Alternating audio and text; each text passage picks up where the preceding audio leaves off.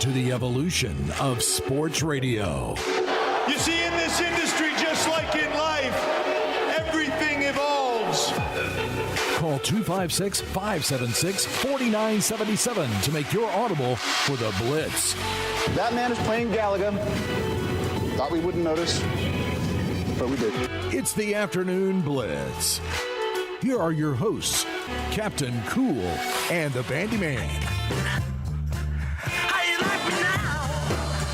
Hello and welcome in, everybody. It's a thirsty Thursday, or you could call it a fun Friday here in No Man's Land. Welcome to the Afternoon Blitz on the Tennessee Valley Blitz Sports Radio Network. I'm your host, the Captain Cool.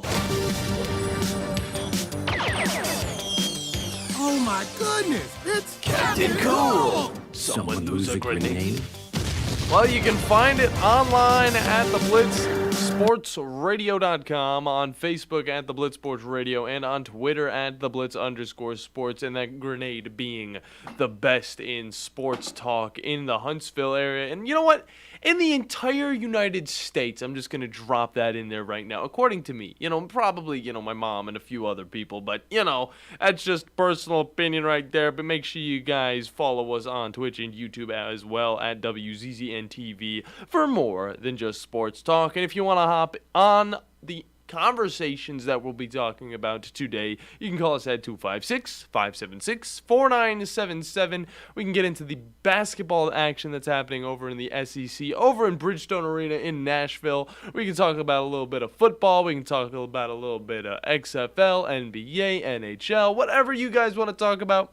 You can hop on, and you'll be the host for a little bit while we talk about whatever you want to discuss, guys. But this first hour is presented by Fleming Roofing and Restoration, the guys you need to talk to about all of your roofing needs. If you're having any roofing problems, make sure you look them up online and fill out your free quote today. Guys, you would be just hurting yourself for the long run if you don't look these guys up and get your free quote, because you know what? If you're having a little bit of problems with that roof, you want to make sure it's sitting sturdy atop your head, make sure you look them up and at least give them a try, fill out the free quote, and then Fleming will show up and fix you guys' house up perfectly, and you won't be seeing any of those little drips that just irritate you throughout the day. You don't have to use any of those buckets. Take out the buckets and put all the money that you would be spending towards buckets towards a new roof. There you go. You're live hanging with the chillest crew of two. It's Sports Radio in the booth, keeping the show on the airway all by himself in that slanted room of his. The one, the only, Bailey. How do I mess that up? Bailey Lowry, a.k.a. Bandiman. Go. The build-up. What is going on, Captain Cool? It's a Thursday, aka like our Friday right now, because, I guess we're not doing a show tomorrow because we got a little bit of UAH basketball, because the Tom Abraham wants to go on a break, and he's now in Florida doing whatever he's doing, probably tanning in the sun with little Betty and my mom, the JYB.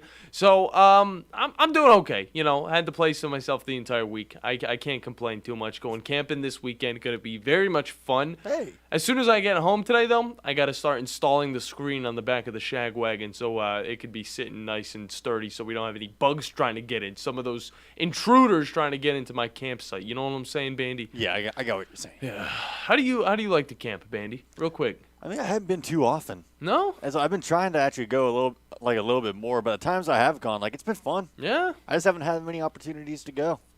You can always come up to good old Tennessee and we can go camping this weekend, Bandy. I don't know what you're... Well, actually you can't. Well, we got the UAH doubleheader on Saturday. Yeah, we need somebody to watch that, Bandy, and you're the man to do it. And you know what? Respect to you for it. It might be me, and I might try to drag one of our colleagues in there with me on Saturday. Get Chad to go. But Chad, I might even get Sam. Get Sam. I don't care. Anybody. I mean, either way, it's going to be fun. I can't wait. By the way, you guys, if you didn't know, we're going to be out at UAH tomorrow at 3 o'clock covering their baseball game. So instead of us doing basketball, we'll be a little bit more chilled, more laid back, watching some good old baseball on a wonderful Friday afternoon. And it's going to be a good one. It should be a good one. So I think you guys can hear that on 97.7 ESPN The Zone, as well as are they going to be able to hear it on the Blitz or no? I'm not 100% on that. Okay, so probably not on the Blitz. But either way, make sure you guys have the 97.7 ESPN The Zone app as well as the Blitz Sports Radio app so you don't miss out on any of that stuff. And while we're talking about what's going down on the 97.7 side of things, we got some college basketball going down right now. And it's getting pretty close between Florida and Mississippi State, which me and Bandy said that Mississippi State was going to pull away the win, okay? But they're right now in overtime. 60-57 is the score. The Bulldogs leading the Gators just barely. But, yeah, this game wasn't supposed to go to overtime. Okay, the Florida Gators were behind by a lot going into the half. And you know what? They were able to rally back to kind of tie it up going into the end of it. And now they're sitting in overtime. Currently, they got a little falling behind, but they're, it's always going to be like that. A little bit, about 3 minutes left in the game, but still, props to Florida for coming down from, what was it, a 10-point deficit at halftime to now tie it up, put into overtime, and now having a shot at making it into the next round. Exactly, and we'll be going over a little bit of what we were predicting yesterday on the SEC bracket side of things, so we'll be going a little bit more in depth in that here in a second. But, Bandy, I got a question for you. What's the question? I didn't have this one actually set up, so let's see. What would you do if you were camping and your tent flew away? How would you? What would the first thing you do? And your phone's also dead, by the way. So what would you? Wow, so a lot of stuff going wrong. Yeah, it's camping. Anything can happen. What would your first call to action be? Stock up and head back from where I came from. All right. Just try to head back as best as I can, like the way I got there. What if you're completely lost, and right off the bat you don't want to be lost even more, so you might as well just kind of sit out the storm? What would your first thing be? Find a high spot to where I can see stuff around me. There you go. Okay. Like try to camp out. If I can't do absolutely anything, like if I can't walk back, my phone's dead, everything's went wrong that can go wrong. Yeah.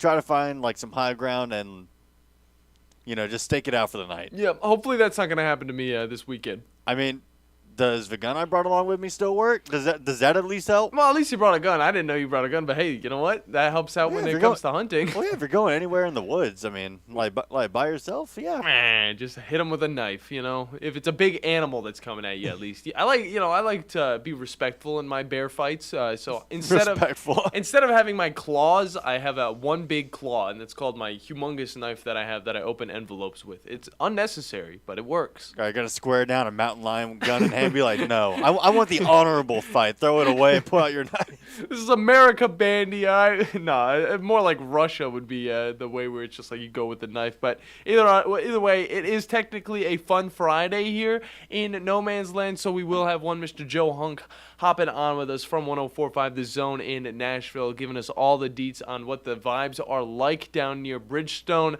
as well as how Tennessee's going to be performing in their game, which will be going on in a little bit, okay? Just give it some time. It'll be going on through our show, so he might hop on and be able to speculate a little bit about what's going to go down in that one. But, Bandy, today is March 9th, 2023, and here's what you need to know in the Blitz today. Tiger Woods yet again finds himself in a difficult situation as Erica Herman. I didn't even know he was dating a new woman, but I didn't know either. Ex-girlfriend is suing Woods over a domestic dispute and a non-disclosure agreement. An agreement she signed back in 2017 when the two started dating.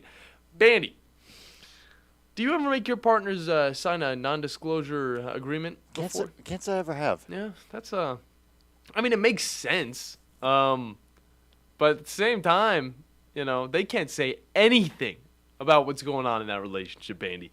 That means I don't even know if they could gossip it to their friends without, him being like, hey, you can't do that. Look, we're going to have to fine you a little bit. You can't tell them what we had for dinner last night. Yeah, you can't do that. They don't need to know. Where's the silver lining in that? She obviously can't tell anything afterwards. So it's really just, I don't want to say anything bad about Tiger Woods. I think he's a fine guy. I don't know what he's doing in his love life and all that stuff. But, making a woman sign an NDA before they started dating and stuff, there could be anything going down in that relationship. So we'll have to see what's going on. But I don't really know too much about those details. But no news has come out about the domestic dispute side of things yet. However, if they are able to dissolve the NDA, what might come of Tiger? Like, what's going to happen here? Okay, Herman is seeking $30 million in damages. So there's no choice of them getting back together, right? I mean, as far as I know, there's no news. Sheesh. I feel like all of the relationships that Tiger Woods gets in, it's something that has to be extremely complicated, okay? It's either a woman hitting him with a driver in the side of the head, or it's this type of stuff that goes on. I don't know what exactly could be all, inside of this story, but there's a lot to unpack. And I'm kind of interested in it, so you know how it is. Whenever there's an interesting, dramatic story going down, instead of going to my local barber's shop and talking to my barber about it, I like to tell you guys over the radio because it's a lot funner. The New York Jets are already clearing some space in wake of the recent rumors flying around about how the Jets will sign the veteran quarterback going into next season, that one quarterback being Aaron Rodgers. Now, this has gotten a little bit closer, okay? The Jets are really on the fence. They're like, dude, we're so close to getting this guy. Let's just start clearing house already, and maybe things will happen where he thinks, oh, well, these guys are opening space up for me already. These guys might actually care about me. These guys have some, well, less wide receivers now because the guy they cleared was one Mr. Braxton Berrios. Yeah, that's right. It saves the team another $5 million in cap space. But in case Rodgers does decide the Big Apple over the Big Cheese or the Bay of Cheese, you could say that this is a risky move for the Jets. Because if Aaron Rodgers doesn't go, okay, they're losing Berrios, who's a guy that kind of shined in the 2021 year. Okay, he made the Pro Bowl, special teams roster right there, and he's a decent wide receiver altogether. Okay, in his first 4 years, he's been doing a pretty good job for this Jets team, at least kind of putting them in the news at times. Because we've seen some games that were won because of Berrios' performances, but I guess you know what. Not good enough. He's out of there. And at the end of the day, they're saving a few million. And also, you can't really forget about the addition of the Offensive Rookie of the Year, Garrett Wilson. So, that's true. At the same time, their wide receiver positions are probably pretty fine. But, Bandy, do you see Aaron Rodgers heading to New York? I mean, I can see it. Do I see it working out, though? That's the question right there. I don't know if I do. I don't know if I see Aaron Rodgers. I could see him going there. I don't know if I could see him being successful. Yeah. It's the same as like what happened with Brett Favre, okay? Brett Favre doing great with the Green Bay Packers. He decides to retire, moves on to a Jets team that, doesn't have the roster to really go off of, and then you have this great quarterback on a really bad team, and you see where that took him, okay? The 2009 Jets were not a good team, all right? He did keep them pretty average, but yeah, at the end of the day, it wasn't that good. It was like 9-7, I think. Rex Ryan was their head coach. It was just kind of average. Yeah, nothing crazy out of that one. But yeah, it's gonna be interesting to see where he does go. But another wide receiver that may be seen sometime in the free agency market is Vikings Adam Thielen. Now, Thielen has been quite productive since joining the league as an undrafted rookie out of Minnesota State, and he's also become sort of a hometown hero with his current team. But as he's gotten older, the stats have slowly diminished, meaning it may be time to move on.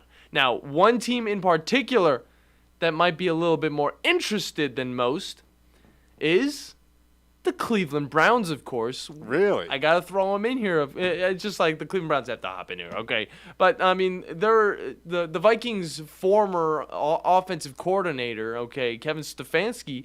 He was a big part of Thielen's growth as a Vikings wide receiver and getting to that point where he is a hometown hero in Minnesota, okay? So going over to the Cleveland Browns, what would do for the Browns would another good wide receiver hopping on the squad, as well as, you got a guy that has history with our head coach, and that always bodes well for some of these players, okay? The Cleveland Browns have Amari Cooper right now, all right?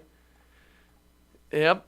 That's who they got. All right, they got some other pieces they could really use, but at the same time,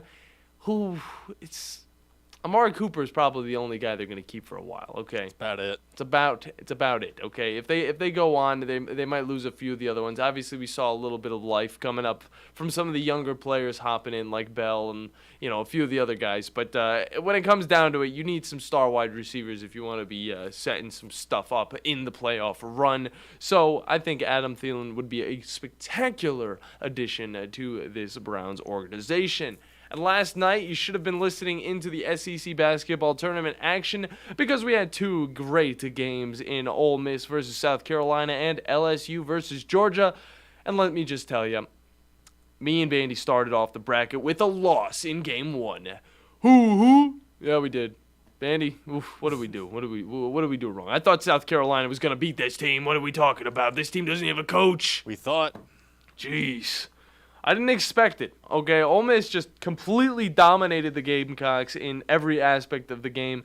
But it wasn't, a super crazy separation, okay? It was 67-61. But you're looking at the stats and you're just like, dude, South Carolina really couldn't get anything going for them, okay? The three-pointers were terrible, whereas Ole Miss, on the other hand, was at 40% on the night, which is spectacular. And, the rebounds, total rebounds, 41 for Ole Miss, 31 for the Gamecocks, which is just that is a big separation right there. 13 of those being on offense. The assists were kind of at the middle, but the steals, 8-6, as well as the turnovers being a little bit in Ole Miss's favor. And it really just came down to, just good basketball by Ole Miss. They were able to hit on the points they were shooting from. And, from even just the field goals, they were hitting at 42%, which, kind of close to what the Gamecocks were hitting at. They just, it was all about those free throws and those other things, because the free throws were not so good. They were not so good for the Gamecocks. They just didn't get a lot of chances, okay? They didn't get a lot of chances, whereas, whenever you give a team like Ole Miss 13 chances on the night, they're gonna be scoring on a few of those. But it's not as bad as what Alabama did with Texas A&M, because that was, oh my gosh, how many? 28, but 27 were made. How is that even possible in one game, Bandy? There's a lot. There's a lot of techs. Jeez. Either way, the Rebels will move on to face off against the Vols. That will be going down very soon once this Florida versus Mississippi State game ends, which, oh my, there's 5 seconds left in overtime, and Mississippi State's got the lead 69-68. Bandy, you keep an eye on that one right there while I talk about Game 2. I got you. Because in Game 2, we saw some more competitive play with the LSU versus the Georgia Bulldogs. And you know what? You think about them in college football, you think these are some of the best in the dang college world, all right? These guys will do everything to get to the national championship. Georgia's got 2 in a row, with one Mr. Stetson Bennett. But you look over at the basketball side and, they're kind of lacking. But it's okay, because there's, any team has a chance of making it to that SEC championship. It just takes a little bit more time for these lower-ranked teams. And there's no chance for these teams to get to the big tournament. There's just nothing. So, what are you going to salvage at the end of this season? SEC championship would probably be a good one. But it was a good little matchup. We got to see LSU, pull out quick, 42 points in the first. And then in the second, they went down to 30. But it was too late because they had too many points on the board, and Georgia just couldn't come back for the dub, which led to LSU winning 72-67, and they will be moving on to play. Who are they playing? They're playing Vanderbilt next. A red-hot Vanderbilt team, and that will be the final game of the day, and it'll be on 97.7 ESPN The Zone. So, again, make sure you guys are strapped in to that. Yeah, and we have a final at Bridgestone Arena. Mississippi State takes it. Let's go. We got a dub. In overtime, 69-68. Very nice. So, Alabama will be facing off against Mississippi State tomorrow. And that will be the noon game, so it's the first one to look forward to on the 97.7 ESPN The Zone station. And then all the other games that are going to be going on, it's going to be ridiculous. But the Vols are about to be going up against Ole Miss, so that game will be going on, and we'll be bringing you guys the updates throughout the entirety of the show. And then we'll have one Mr. Joe Hunk to hop on with us to kind of talk about a little bit of what's going down with that team, as well as just the energy around Bridgestone right now. Bandy, what do you got going on later during the play-by-play? All right, well, we got delays on delays on delays. Nice. Starfield has been delayed once again, this time being pushed back to September. Sweet. Not too bad, though. Not too bad of a delay. Just No. probably just going to spin it on some polish. As well as Suicide Squad. Kill the Justice League has been delayed again. Jeez. Remnant 2, new game coming out, doesn't really want you and your friends to experience the same game. It's trying to go for like a unique kind of experience. Yeah. Even in co-op, they don't want you to play like the same exact game. You know what I mean? Like they're trying to go for like a unique experience for everybody. Okay.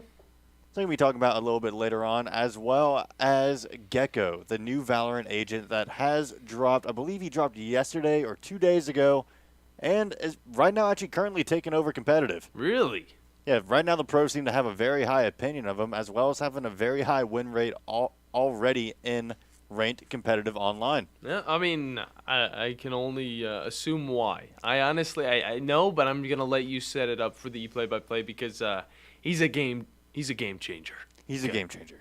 And on top of that, his little minions, I never want to shoot them. Yeah. Like, they're adorable. Come on. Like, they're just little blobs running around with the spike, like they hold it over their head. It's like, I can't shoot you. Come on. No, you can't. He's adorable. No, it's too much. You're You're asking too much of me, Valorant. He could do a lot, okay? He literally is a game changer. He's one of the more interesting characters to come into Valorant. But I'm going to come back with the cool segment, and I got some video game news for you guys. So it's going to be right off the bat. So we're going to hop into a break, guys. When we come back, we're getting right into the cool segment. We're getting right into the top 10s because you know what? It's a fun Friday here on a Thursday on the Afternoon Blitz. This is Wes Neighbors with Philip with Eagle Insulation, and we have an announcement to make. Yes, Wes, we are now Eagle Masonry and Insulation. Still a place to call for your installation needs, but now we offer masonry services. What kind of masonry projects can you handle? Wes, no job is too big, no job is too small. We can do renovations, new construction, outdoor fireplaces, fire pits, brick landscape borders. Well, when you came out to my house, you did both the insulation and masonry at the same time. You guys did rock for me, you did brick for me, and you insulated my house. That's usually done at the same time that you're building a house. Absolutely. It really capitalizes on two services you need at the same time, and you can get one company to handle both of those. Philip with Eagle Insulation will come out, do your installation. He'll do your masonry. They do a great job. They guarantee your work. Check out more online at insulatedwitheagle.com and schedule your free examination today. 256-755-1556. Thanks, Wes. I'm a firefighter. A teacher. I'm a farmer. I'm a barber. A waitress. A mom. We're all part of your community.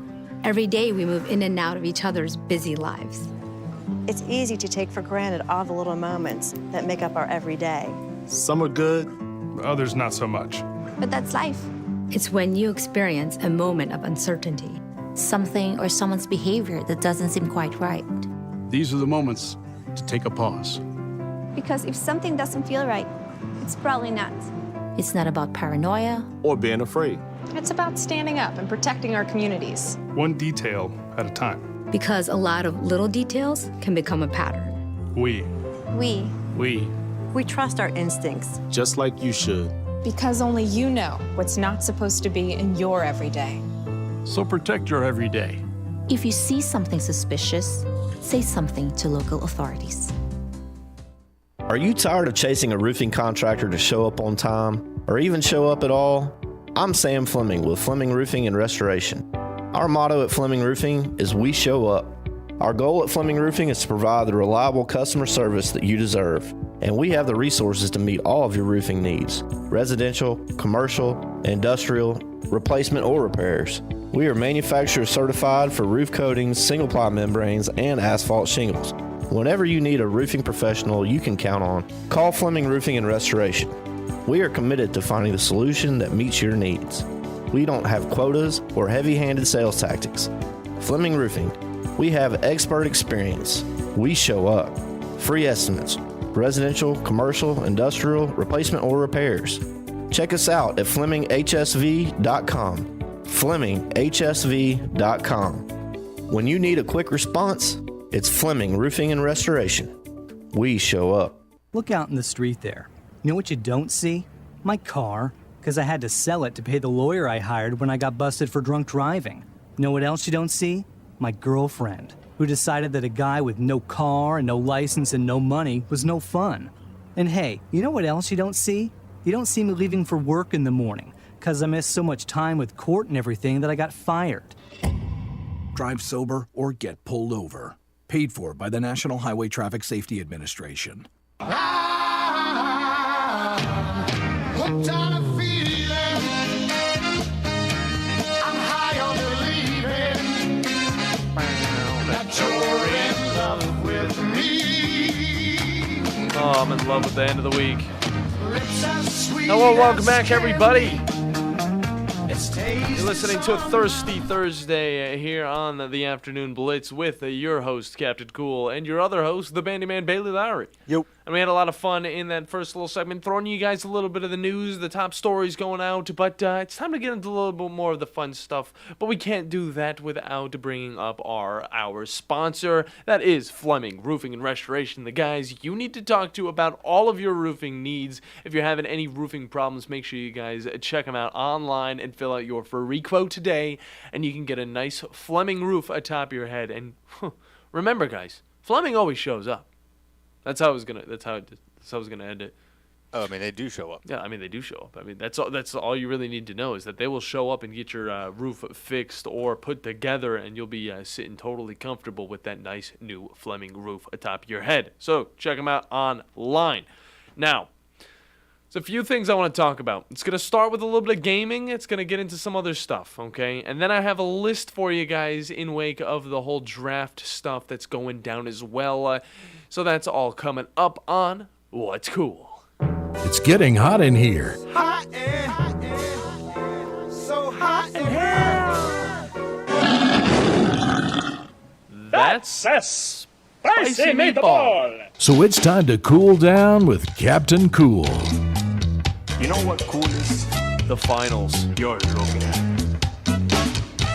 That's right. And I'm not talking about the finals as in like the finals, like basketball or something like that. No. I'm talking about the video game. Oh. The finals. I've heard about this. Holy cow, guys. Okay, so what happens when you get people from a Battlefield game that has just insane destruction, humongous maps, very fun, realistic gameplay, and you mix it with a Valorant-style game that has just a team-based and also just throw in something totally brand new while you're at it, okay? Well, that's what you get with this game called The Finals, made by Embark Studios, and it's running in Unreal Engine 4, which probably is going to get bumped up to Unreal Engine 5. Let's just be real, guys, okay? Would not be surprised. Yeah, I would not be surprised. But we've been waiting for this for a good second because, whenever they first showed it off, it was looking pretty freaking hype, okay? We were getting some insane destruction, and it looked very overly ambitious. Now, we get gameplay. 2 days ago, I saw gameplay now. Ooh. Finally. All right, it's still in its beta or whatever it's called, all right, but it looks very much fun. All right, it doesn't look just like another video game, okay? It's 4 teams of 3 are placed on these maps, and the one that I saw was these guys were on some skyscrapers and they were zip lining to other ones and all this stuff. It looks very crisp, it looks very HD, it looks very much just awesome action going down, okay? It's not on Xbox, it's not on consoles. It makes me sad, so I can't play it. But Bandy, it's gonna be on PC. It's gonna be on PC, okay? And it's running in the platform of the Microsoft Windows, whole thing. So it's upset for me because it's maybe they might port it over to the Xbox. It is a Microsoft Windows, platformer, but I want to see it on a console. Oh my god, it just looks absolutely chaotic. It looks yeah. If you guys watch the release trailer, or not the release, but the initial trailer for it. The music, the stuff going on the screen, it is just blasting you in all different areas, and it is very difficult to watch. But you know what? It is very awesome to watch as well. So if you're all for that type of stuff, definitely check it out. And the gameplay is pretty similar to how that all is in the trailer because it carries over for sure. So it seems like a lot of them have abilities and stuff too. One's holding out his gun, pushing forward, but he's putting up a shield in front of him at the same time. This looks really cool. Yeah, I think there are a few abilities you have because I think you pick a character before you go in. I think they're different characters that you have to go in with, similar to Overwatch and Valorant and stuff. And I'm not 100% sure on that, but I know there's some similarities. And then there's also a few things that you can pick up on the map. You can throw them, and they also just spray huge foam walls pop up, so you can make your own cover. And that's cool. You can also go under on the first floor, throw something up onto the roof of the first floor, and then it breaks down, and then the people from the top will fall down on you, and then you can really get in there. But it's pretty much all about grabbing this box that gives you money, and it's like an objective-based game, you know? Yeah, this seems really cool. Yeah, it looks pretty fantastic, and the guys over at Embark Studios know what they're doing because, again, they did work on the Battlefield games, okay? So these guys, they were like, we don't like this Battlefield, this whole EA thing. We're going to go out and make our own stuff and be totally free from any of that big-name market companies that will distribute any video game that just gives out microtransactions. The microtransactions are everywhere, okay? Speaking about those microtransactions, Bandy, I fell prey to one of them today. You fell prey to one of them? Of course. Halo 3, Halo Infinite, Halo 3, whatever you want to call it, Season 3. I bought the Battle Pass for this year, and you know what? You bought the Battle Pass? The stuff that they've added into the game, because I finally got some time to play it. Okay, I only played a few games, but I hopped on, and the new maps are very much fun. Some of the new game modes are really interesting. I know the one that you were talking about, that gun game type of game mode that they added in, it actually works in a team-based way. Okay, so it starts out. You start out with, I think it's a rocket launcher and another like Covenant weapon or something like that, which is the enemy in that game, okay? So you start out with a rocket launcher. You try and get 10 kills, I believe. You and your whole team try to get 10 kills combined, okay? And then that brings you up to the next weapon, okay? Okay. And then you're trying to get to the final weapon, which is just a simple skull, all right? So then you have to kill people with that at the very end. So it is pretty much the same as gun game, but it's like gun game teams, okay? And I like that. And you can demote people if you hit them from behind and kill them with a one shot. So very much fun. The new skins looking great, and also there's a lot of different battle passes you can go after right now. And if you missed out on Season 1 or Season 2, you can still go back and activate those battle passes so you can all the loot in that. But while that's going on, you cannot have two activated at the same time. Okay. So it'll take you a little bit more time to catch up, but you will still have that chance to catch up. And that's what I think is perfect about the way that Halo does their battle passes in the Master Chief Collection and in Halo Infinite. Guys, the game is super fun. There's a lot of life being thrown into it. And the new weapons as well. That one gun that we were talking about, forgot the name of it, but it kind of looks similar to some of the other ones, but without a scope. Like the battle rifle, it looks similar to the battle rifle, but without a scope.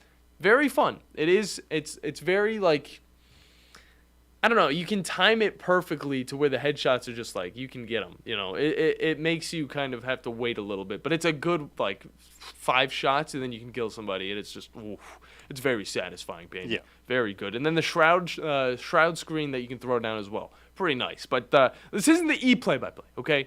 So we're gonna hop into my list, all right? And today we're going to be talking about the best late-round NFL draft steals since the merger. Now, we're talking very highly about all the big names that are going in to this draft. The Bryce Youngs, the Will Levises, okay, the C.J. Strouds, the Anthony Richardsons, all those guys, okay? However, you can also find some really good picks very deep in the draft, okay? One Mr. Brock Purdy is one of them that we can just throw out there right now. Mr. Irrelevant coming into the league and being able to help his team nearly get to that Super Bowl. Would it have been a better Super Bowl if the 49ers did play up against the Chiefs? That would have been interesting. I mean, probably not, if I'm being honest. I mean, they had the same injuries going into it. Maybe. I don't know. I mean, Kansas City, even with Mahomes on one good leg, would have ran through that squad. Well, if Brock Purdy was able to kind of go into that game without that injury that he received in the Eagles game, I feel like they would have had a little bit more of a chance. But that's because you need a average or decent quarterback to at least perform a football game, okay? You put in Josh Johnson or whatever his name is, and what are you going to get out of that, okay? Another injury. That's the most you're going to get, and then you got to put Brock Purdy back in just so he can suffer because he can't do anything with the ball. But you know what? He's a good sport about it. But let's get into this. Okay, we're gonna go through some honorable mentions real quick, and we're going off of NFL.com, so you guys know they kind of know what they're talking about. But at number 19, because we're not in the top 10s yet, okay, we're starting with Troy Brown, all right? He was in the 8th round of the 1993 draft. Yes, the 8th round, all right? Now, you know, whenever you think about some of these guys, you're thinking about, just these wide receivers like Julian Edelman, Randy Moss on the team. Not a lot of love goes to Troy Brown, all right, because he was able to take this team to a Super Bowl with Tom Brady, and he was able to really just help out. And during his career, he caught 557 passes. And, I mean, This guy was a big piece for Tom Brady to really build off of his career moving forward. And I mean, you see all the things that he did. It was just wonderful at his time with the Patriots. And then moving down the list, let's get here. How about we go to number 14, Matt Hasselbeck. Okay. Drafted by the Packers, 6th round, and it was in 1998. I can't believe that. I can't believe he was drafted in 1998. He was playing for the Titans only like 6 years ago. So, I mean, geez, he was getting up there. But, I mean, you can't look past Matt Hasselbeck, okay? He was the Seahawks whenever they first started being good in the early 2000s, okay? He was the reason this team was able to do something, okay? The Packers didn't get anything out of it. But when he went to the Seahawks, that's when the career really started. And from 2003 to 2007, the Seahawks made the playoffs every single year, partially because of Hasselbeck's abilities, okay? And he had like 118 touchdowns and 3 bowls during that time. So I mean, he was going off. Okay, this was one of those quarterbacks that you talk about if you look into the NFL. Okay, if you have his football card, his rookie card, just imagine that. I'd love to see his Packers rookie card. I only knew him for being on the Seahawks, and if it wasn't for Brett Favre, he would have started for the Packers. That's ridiculous. It's crazy stuff. Another guy that I used to be a pretty big fan of is Marquise Colston, who played for the Saints, and he was a 7th round pick back in 2006. Whew. Now, I miss Colston, all right? This guy was so cool. I don't know what it was. He had that swagger. He was on tier with LaDainian Tomlinson with that swagger, all right? And I mean, over the few years he was on this team, you probably, heard about, if you watched this team during 2006 to around 2012, you definitely heard this guy being a humongous impact. But you also probably heard that he was picked in the 7th round because that was a huge thing about it, okay? But, I mean, he really deserves, he deserves to be brought up because he had 5 1,000-yard seasons and also a Super Bowl ring under his belt. Yes, he was with the Saints while they were beating the Colts with Drew Brees at the helm. Okay, this guy was a big reason to why the Saints were good in the early and late 2000s. I'd say the mid to late 2000s, okay? So now that we can hop into the top 10, starting off with Dwight Clark from the 49ers back in 1981. Which round do you think this guy was drafted in, Bandy? If you could guess. If I could throw it out there. If you could guess it. I got no idea. All right, he was drafted in the 10th round. 10th round? Yeah, they had a lot of rounds back then. Just imagine how long. I was about to throw out like 7. It would have made sense. You would think it would make sense because, I mean, there are 7 rounds now. But no, the 10th round, way back when. That's why we had to bring him up, okay? But he was with Joe Montana back in 1979 whenever he got drafted out of Clemson. And you got to admit, all right, being a big old tight end like him, he was able to catch 500 balls and was named to 2 Pro Bowls. So, I mean, this guy right off the bat, I mean, a 10th rounder going to Pro Bowls? It's like, okay. And he helped win the 1981 NFC Championship game, and it really helped launch the dynasty with a pretty good grab. You may remember him. You should probably remember him. Number 9, Donald Driver. This is a funny name, okay? It's Donald Driver from the Packers, 7th round pick way back in 1999. If you're surprised to see Driver on this list, you probably shouldn't be because the man has been a model of consistency in his 13-year career. He has a Super Bowl ring, 735 career catches, and 7 1,000-yard seasons to his name. Put some respect on my boy Donald Driver. This is when the Packers had some good wide receivers, Bandy.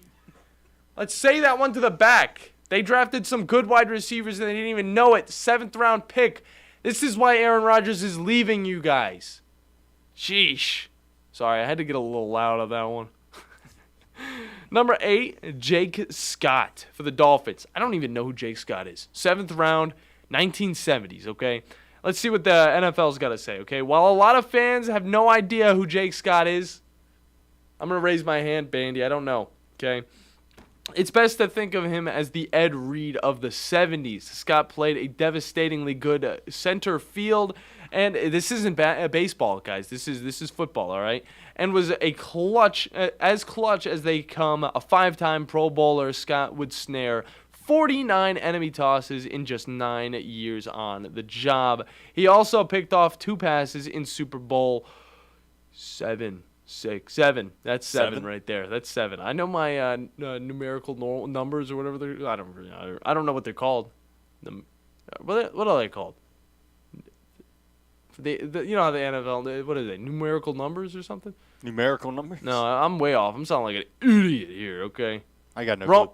Roman numerals? Roman numerals. Yeah, it's the ramen noodles. Yeah, it's the ramen noodles. Yeah, Super Bowl 7. Okay, and he earned MVP honors. Okay, that's actually pretty interesting to think about. But we also have number 7, Joe Klecko, Jets, 6th round, 1977. If Jake Scott was Ed Reed, then Klecko was a Reggie White or Justin Tuck of his day, okay? With the unique ability to play inside or outside, the former 6th round choice out of Temple was named to the Pro Bowl at defensive end, defensive tackle, and nose guard, okay? Sheesh. Man played a lot of. He was played everywhere. Man was a killer right here. All right, and he wasn't actually a killer. Okay, on the field he was. He could play every position on the defense for you. He was the X factor right there. That's what my coach used to say. But he was also on the first team All Pro, and there's never it's never really been done in NFL history. Okay, something that is extremely difficult to do, and it's not going to happen nowadays because these players are only going to be playing these one positions. If it wasn't for the injuries, Klecko would be a first ballot Hall of Famer. He would be. Terrell Davis, the Broncos, 6th round, 1995. I remember hearing a lot of things about him. I read a book about the Broncos' win over the Packers way back when in the Super Bowl. He had like a migraine that day, but you know what? He played very well. But he needs really no explanation. Simply put, outside of a certain quarterback. Spoiler alert, you know who exactly that was. Okay. John Elway. You guys know who that was, okay? Davis was the best 6th round. Oh, actually, no. I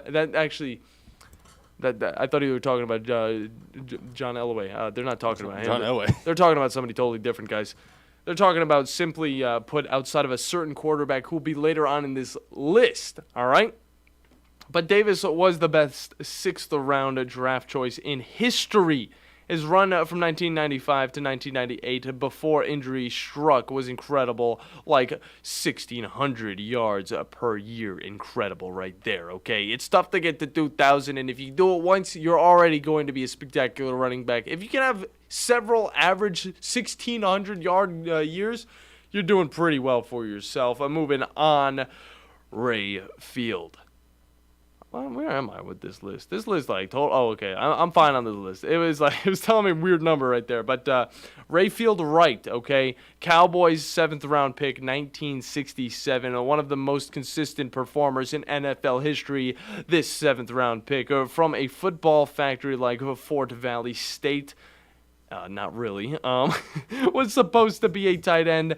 That is until Tom Landry switched him to tackle to take advantage of his athleticism and blocking ability. 6 Pro Bowls and a Hall of Fame induction says that was a well-deserved move. And then number 4, Richard Dent from the Bears, 8th round pick, 1983. If you've seen some, movies, movie pictures of Super Bowl 20 or any Bear highlights from the 80s, then you'll probably caught a big 9.5 in navy and orange enveloping quarterbacks. Okay, that's the word the NFL used. Enveloping quarterbacks. You like the envelope quarterbacks? You like I don't know. Split them in half. I don't exactly know what that means. Envelop. I don't know. Okay. A cornerstone of Buddy Ryan's 46th defense. The 8th round draft choice had a 17 and 17.5 sack seasons back to back. He posted 12.5 sacks as a 33-year-old rusher in 1993 and 137.5 for his career. What a player. 137 sacks, guys. This guy got to the quarterback and crushed him almost every single time. Ken Houston from the Oilers, a 9th-round pick back in 1969. Pretty nice. The best last-round steal in the AFL era after the AFL and the NFL decided to have a joint draft in the 67 season. The great college players would no longer be subjects of a bidding war. Houston was not a coveted safety. I know, yeah. He was on the Oilers, okay? I get mixed up with this stuff because I'm thinking about the Oilers, Houston Oilers, all that stuff. As evident by his 9th-round status. Pretty sure he's cool with that, though, because, he was, named best NFL all-team team. So, he's pretty good. 12 Pro Bowl selection and 9 touchdowns off interceptions sealed that deal. And then we got Shannon Sharpe, the one only Shannon Sharpe. Broncos' 7th round at 1990. What can I say about this guy, okay? He did a great job for this Broncos team, and then he moved on. He's doing a wonderful job at DV. Can I get a oh yeah, Bandy? Oh yeah. Yeah, he brings a lot of the energy, okay? But he was a really good wide receiver, guys, okay? Or tight end. He was that classic, tight end, wide receiver type of guy. He had the size, but he also had the speed. He was moving fast, and he also snagged 815 passes, and he also made the Hall of Fame in 2011. And then who the hell do you think's going to be number 1? All right? Tom Brady. There's only one, okay? 6th-round pick, Tom Brady, going to the Patriots back in 2000, the year I was born, guys. I mean, love him or hate him, he is the GOAT. All right, and now he's not coming back because he's got some cats to deal with and some other stuff to deal with. But Tom Brady, of course, is going to be the number 1. So can we get a sleeper best player out of this draft? Who are we going to get? That's something we got to look into a little bit. But for right now, you guys know who the best late-round draft pick ever was.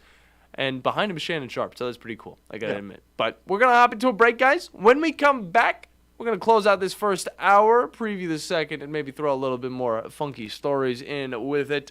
Don't go anywhere, because you're listening to the Afternoon Blitz. The Blitz has been called. At Bryant Bank, we believe your goals are worth chasing, and every step along the way is worth celebrating.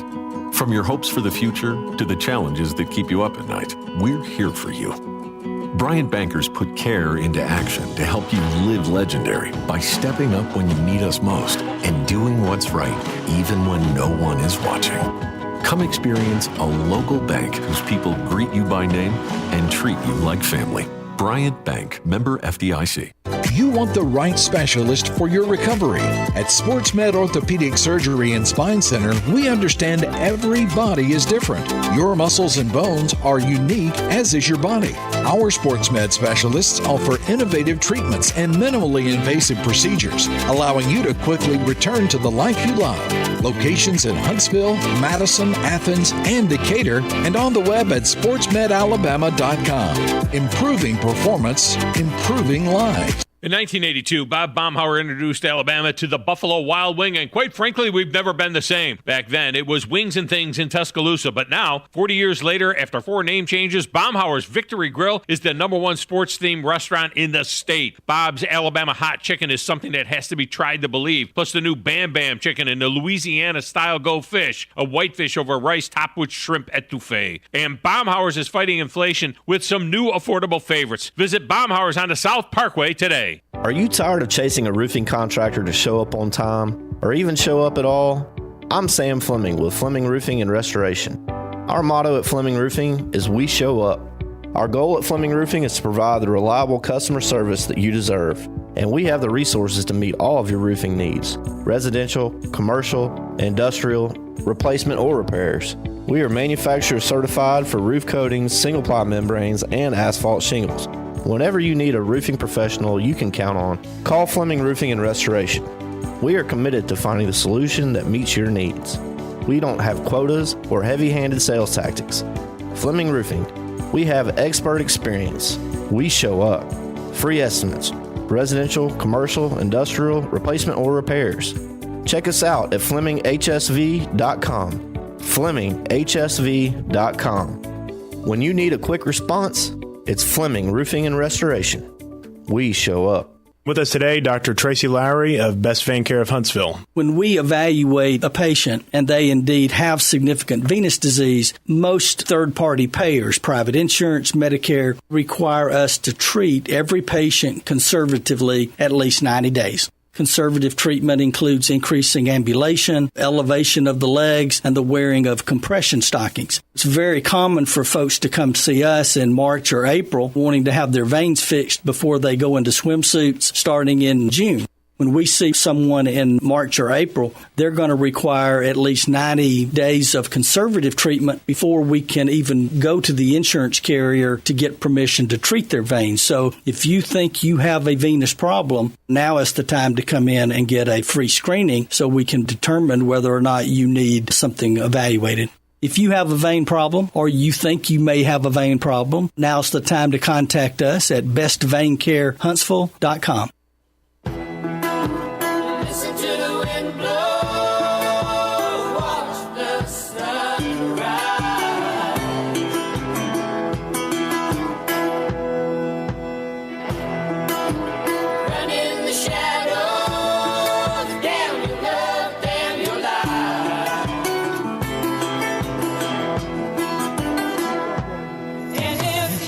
Fact check.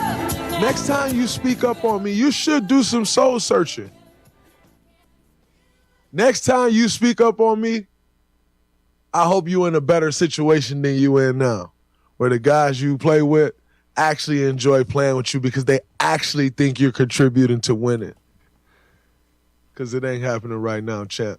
You're not a champ.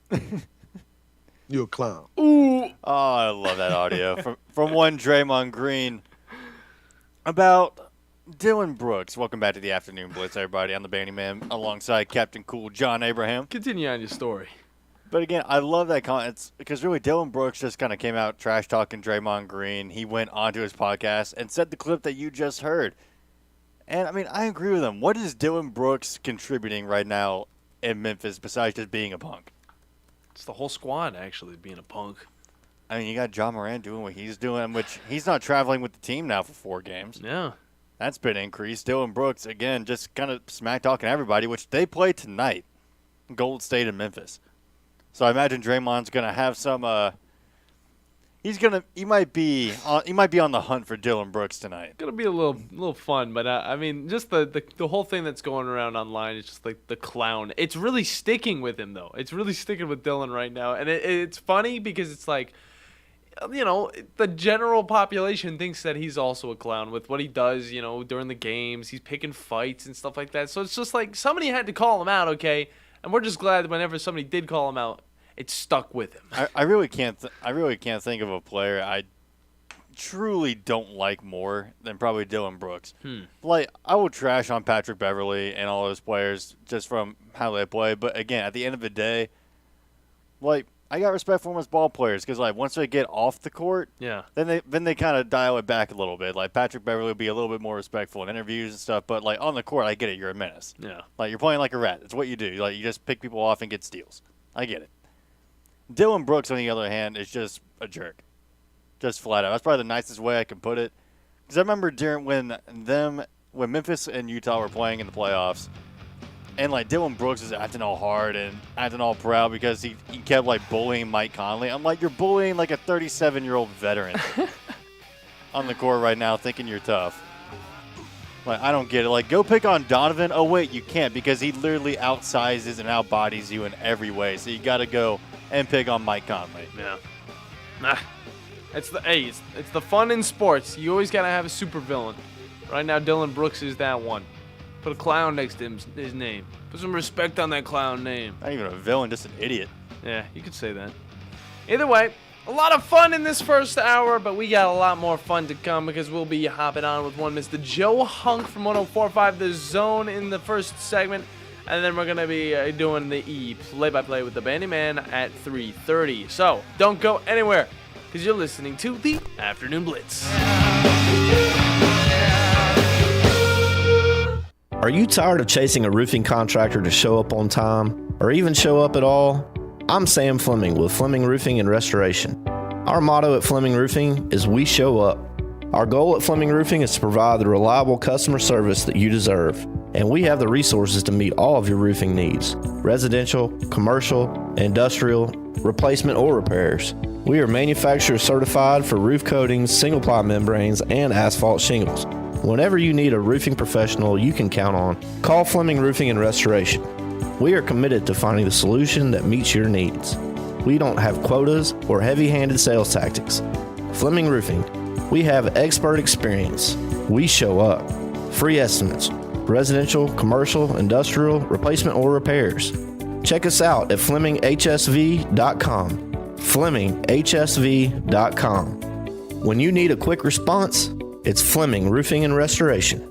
We show up. Do you have discomfort in your legs? Varicose veins can affect not only how your legs look, but how they feel. Symptoms of varicose veins include pain, swelling, aching, heaviness, and fatigue. Dr. Tracy Lowry of Best Vein Care of Huntsville can diagnose and treat your varicose veins with the latest minimally invasive techniques.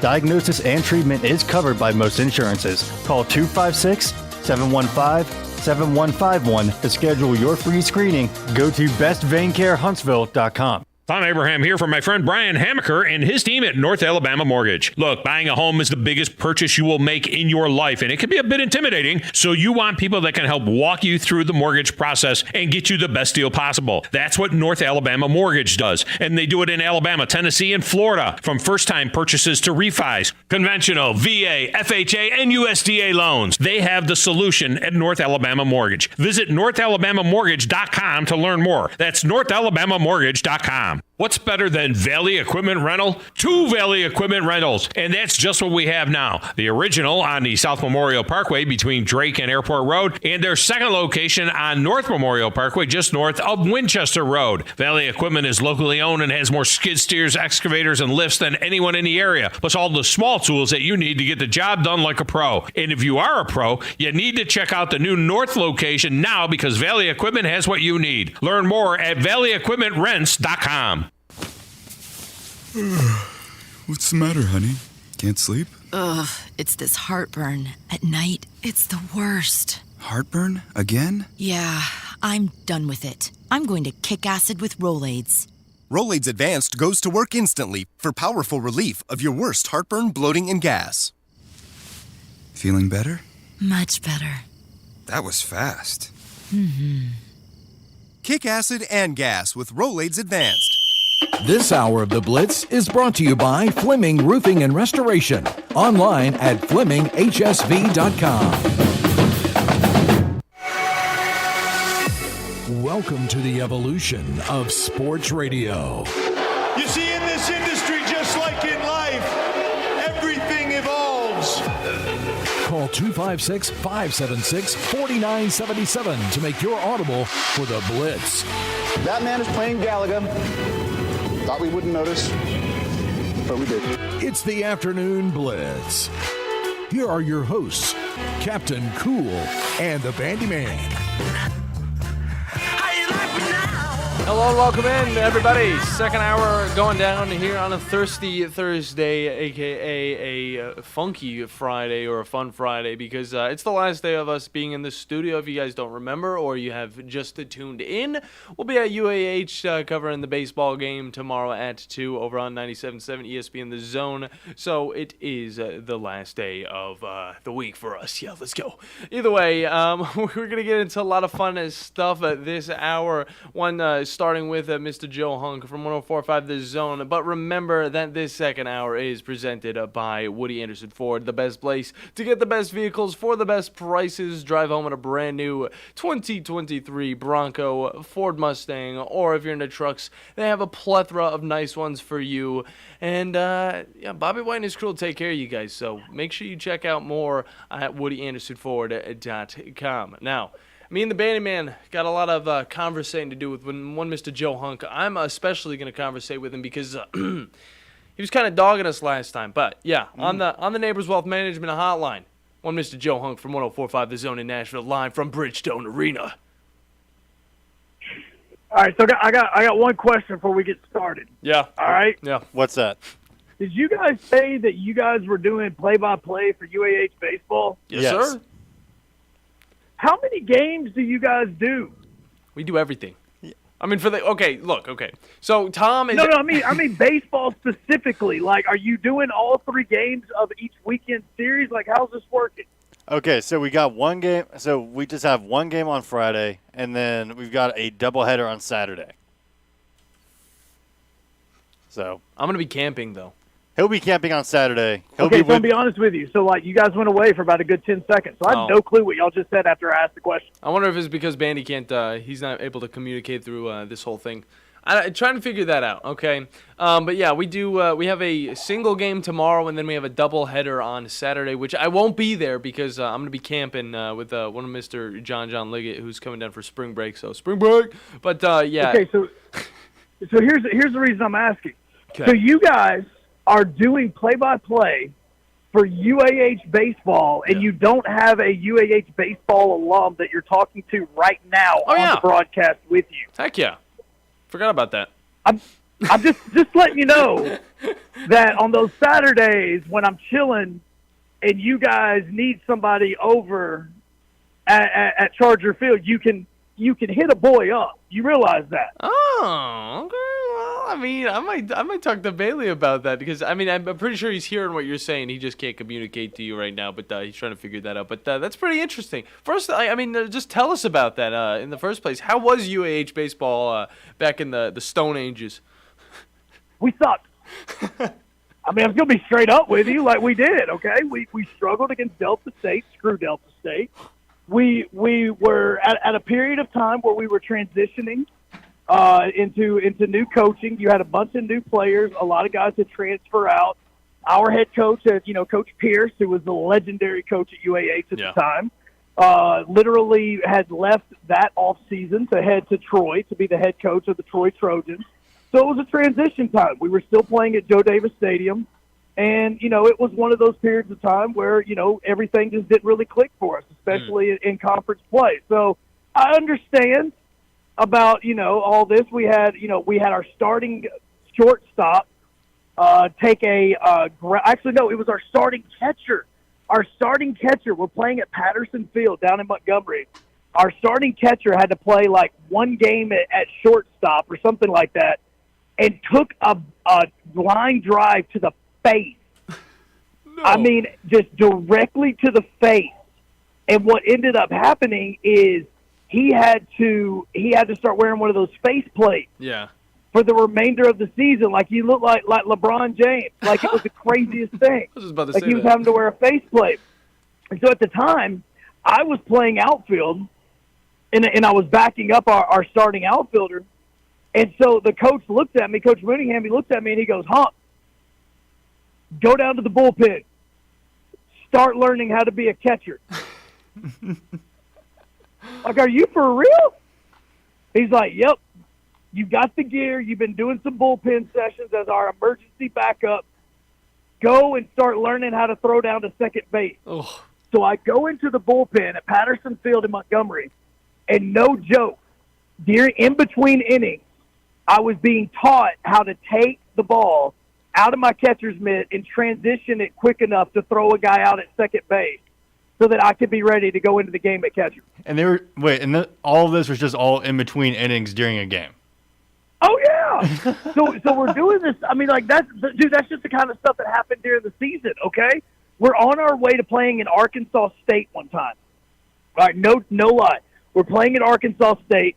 We're driving. It's first off, at the time, UAH wouldn't let us leave for baseball all the way. Like, we couldn't leave the day before a game, even though we were playing, 13 hours away. Jeez. So what would happen is we would leave, at midnight, 12:01. We would get on the bus, and we would head to Arkansas, to Jonesboro, Arkansas.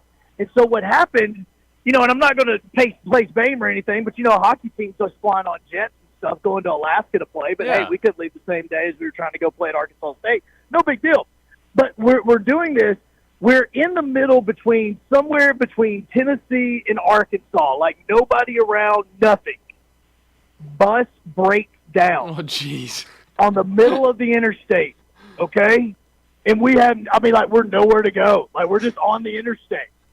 And stuff like that was happening all season long. It was the weirdest, craziest thing that happened. We finished the season without like 9 of our players. I can't disclose why because I think that's still being investigated. Oh, but it was like 9 players that didn't take the final road trip of the season. So let's just say my season at UAH, there was a lot of drama, all right, and there was a lot of stuff happening. But I love it because, man, that taught me to deal with so many different things. It's so many variables and all this other stuff that, man, I'm just appreciative of that time at UAH. So, yes, you guys need to have an actual UAH alum on the broadcast while you're doing UAH baseball games. Come on now. Hey, it might actually be possible. I mean, if you got any free time this weekend, I'm not going to be a part of it. But, we got the doubleheader on Saturday. Who are they playing on Saturday? I need. Yeah, you need to know a lot of. I need a reminder. We have no idea. We're not. You guys are worse than Ron Slay. We're not. I'm not joking. Yesterday, look. It's been a busy week. Slay is getting ready. Slay is getting ready to go on SEC Network. Okay, we're doing our show. Slay's supposed to go on SEC Network at exactly 6 o'clock before the start of the first basketball game here at Bridgestone. And so we're joking with him on the air, and we go, "Hey, Slay, who's that first game again?" He goes, South Carolina. And we're like, dude, you're about to go on air to talk about the game, and you don't know the 2 teams that are playing. Are you serious? Now, see, we played West Florida both days. I wanted to make sure that it was also on Saturday. We were playing West Florida too. We played them on Friday. Well, yes. I mean, that's good. Okay. See, West Florida. Okay, at least we know. All right. Good job. You need to prep. You've got like 24 hours before the first pitch. No big deal. We're gonna winging it and getting it good, but it's Tom's job usually. Okay, he decided to go on down to Florida, so now we're just kind of jumping in. But we'll do a great job. He'll be on a boat. Yeah, he'll be on a boat while we're watching people who probably would be. He's on a boat. I am shocked. He's on a boat. He never gets on a boat. It's a big boat. No, he's bass boating all the time. He's doing the fishing and all that whatnot. Oh my God, it's sarcasm. The blonde highlights are starting to get to your roots, bro. They are actually. Actually, they literally are. Well, no, they're not getting to my roots anymore. The black's kind of coming back, but either way, that's pretty cool though. It's good going back to your UAH days. I mean, it's good to kind of take the best things out of good or bad situations like that. And I mean, thankfully, UAH isn't like that anymore. I mean, they've got buses that actually they're serviced. No. Look, what UAH now in what compared to what it used to be is absolutely amazing. Obviously, you know who the pitching coach is for UAH, so we all know how good the pitching staff is for that team, and we all know how well it's been. Like my nephew, when he was looking at his 5th year of eligibility, was thinking about going and pitching for UAH, and I mean that is a totally different program, especially since they have the field on campus, which they didn't have when I was playing. Like those types of things for UAH is amazing for that, and I'm proud of how far they've come since the days of us having to get to Joe Davis Stadium at 2 o'clock in the morning to tarp the field because it was supposed to rain at 5. Good stuff out of Joe Hunka from 104.5 The Zone in Nashville. And speaking of Nashville, there's a bunch of basketball games currently going down. Right now, the Tennessee Volunteers are going up against Ole Miss. And, 21-19, that we're keeping an eye on all of that. But what are you really seeing from this team going into this game and from the first little bit that you got to see? And kind of what's the energy that's going on around Bridgestone right now? The energy around Bridgestone is absolutely amazing. I mean, the amount of Tennessee fans that are here is spectacular. That's being said. The problem is this team without Zakai Ziegler, the word identity is something that this team does not know right now. And it sucks because of how late in the season he got hurt. Now, I know that they were able to come back and beat South Carolina. They lost to Auburn, which is the reason why they're playing today and not playing tomorrow at 2 o'clock, at least guaranteed. And so I think that without Zakai, this team is in search of their identity, which is not a place that you're wanting to be going into the SEC tournament and going into the NCAA tournament. So I know a lot of Tennessee fans right now are just kind of worried about this team, especially after how they're playing against Ole Miss, just because of the fact that the guy that leader on your team is done. And he's going to be done for the remainder of obviously the playoffs. And heck, he could be done for even the beginning of the season next year. Yeah, but Joe Hunk with us from 104.5 The Zone in Nashville, and kind of keep going on the SEC tournament and really Tennessee's matchup, because, I mean, we are having games going on right as we're talking about. I mean, they're playing right now. Mm-hmm. Right. So, I mean, just how do you think this game's going to pan out, and really what does Tennessee need to do to push forward and beat this Ole Miss squad and go forward in the tournament? Well, they need to do exactly what they just did a few seconds ago, and the Scovey needs to be able to continue to shoot the three, and that's what's going to be very big for this team as it's going along. Because again, I'm watching this in real time. I know you guys are watching it on television, so the score I have is definitely different than the score that you have at the moment. But the problem with this is with the Scovey, he's going to have to be able to shoot and make the threes. And as I'm sitting here right now, Tennessee's actually made back-to-back threes. There we go. So it's that type of thing because of the fact. The thing about the SEC tournament is it's different. It is a different arena. It's a bigger arena. It's a different place. The reason why Kentucky plays so well in atmospheres like this is because Rupp Arena is a true arena, not going to be something where it is going to be something of a basketball gym that also does other events. That's why Kentucky plays so well right out the gate. You have to get used to the depth. You have to get used to the way the court looks. It's very similar to, like, you know, if you're on a baseball field and you go from pitching in a single-A ballpark to a double-A ballpark to a triple-A to a major league ballpark, the depth looks totally different just because of what's behind the home plate. So that's why you're having to see this, and this is the reason why Tennessee has struggled a little bit in the first half because they're having to get used to the shooting where Ole Miss was able to get used to it last night. So they're coming out, and they've already gotten accustomed to playing in Bridgestone, where it takes a little bit for Tennessee. But don't know if your televisions have caught up, but you've got two Tennessee back-to-back three-pointers. They're tied with 6.5 minutes to go in the first half. And so now this Tennessee team is starting to be able to shoot from the outside, which is going to help them down low. Good stuff. And I mean, we are keeping up with it pretty well over here. Obviously, you're going to get the live feed because, you know, you're on location there. But kind of outside of Tennessee Vols basketball, what teams are really surprising you in this SEC tournament? And who do you think has the best chance of possibly going the farthest with being such a low tier in this tournament? Well, I'm going to say a different team than what I said last week, because last week I talked about how great Vanderbilt was playing. Yeah. And they are playing well, but literally, like, the moment I got off the phone with you guys last week was when the news came out about Robbins and defensive or all defensive team for the SEC. He was one of the top players for Vanderbilt. He's gotten a ton of awards so far during the postseason as these awards are starting to come out through the SEC. I would say a Vanderbilt team because of how well they've played. Heck, Mississippi State was a team that we could have talked about a little while ago, but they almost blew that lead against Florida. So really, the teams that I'm wanting to pay attention to are going to be a team, or is going to be a team, like, I'm still wanting to see how Vanderbilt's going to play without Robbins in this, just because this is a different Vanderbilt team over the last few weeks. Look, we're talking about Stackhouse was coach of the year. If you say Buzz Williams in Texas A&M, that's just cheating. Oh, you're going for the 2 seed. The 2 seed's the one that could do it. And then, obviously, Alabama's the easy pick in this. So trying to go through this and figure out, but the team I really want to pay attention to is the 4th seed Mizzou, which the winner of this game is going to play tomorrow at 2. Joe Hung with us from 104.5 The Zone in Nashville. And I just want to throw this story out. I don't know if you heard what's always been going around with the Memphis Grizzlies and John Morant and Dylan Brooks. And I mean, the team's based in Tennessee, so I didn't know, also being from Tennessee or so, I didn't know if you had really had an opinion on this story or if you really followed the Memphis Grizzlies very much. But have you heard about what's been going on around the team? No, we have. And the thing about it that kind of sucks about it is in the state of Tennessee, even though once it gets into postseason, you have more fans or people in the city of Nashville and Middle Tennessee that are paying attention to the Grizzlies.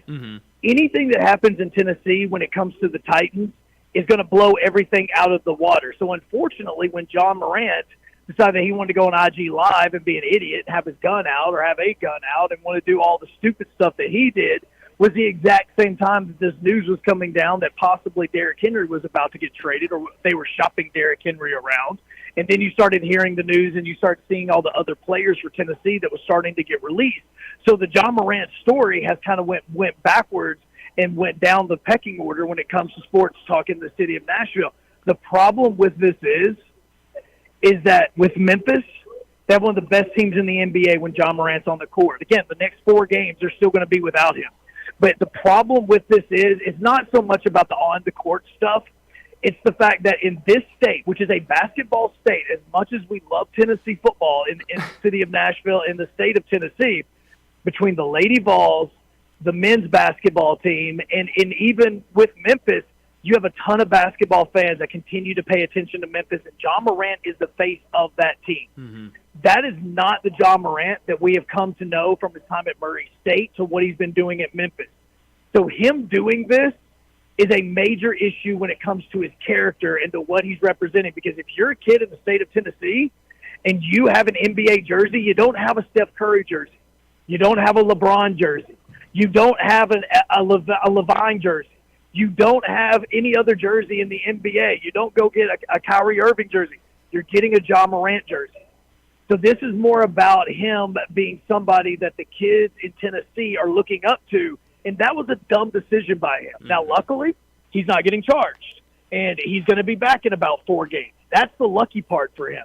The negatives to this is now he has the question mark of a character issue, and people and parents that were looking up to him in this state are now having to question their parents wearing jerseys and things like that. So this isn't about the on-the-field stuff, because on the court, when he's on the team, Memphis is one of the best teams in the Western Conference. Obviously, they're number 2 in the Western Conference whenever he's healthy.